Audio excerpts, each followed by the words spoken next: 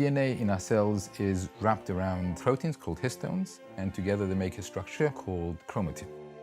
Chromatin is decorated by very small chemical changes, which we call epigenetic marks. And these marks can control how DNA works.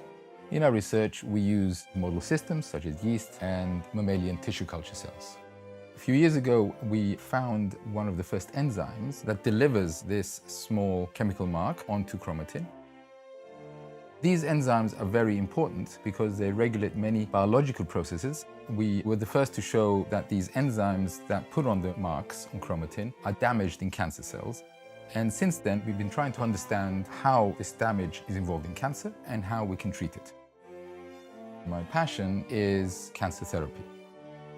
I've co-founded 2 companies that use information from my lab to make drugs towards cancer treatment.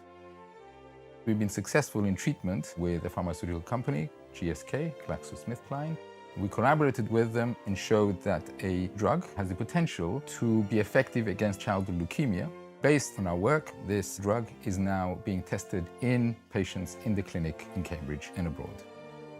I'm funded by CRUK. I wanted to make this happen in another country. I've set up a charity in Spain, and this is called Vencer Cancer, that raises money for the public and donates it to cancer research and drug discovery. And this is trying to emulate what Cancer Research UK does here in Britain. For all these ventures, I really use my scientific knowledge in order to do things that cannot be done within a lab. I'm really very lucky that I have one of the best teams in the world working with me.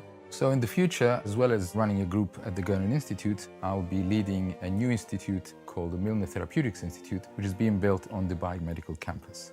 The mission is to facilitate the development of drugs into the clinic. The hope is that this new institute will form a new paradigm of how academic institutions can use their collective brainpower to forward therapeutic intervention for cancer and for other diseases.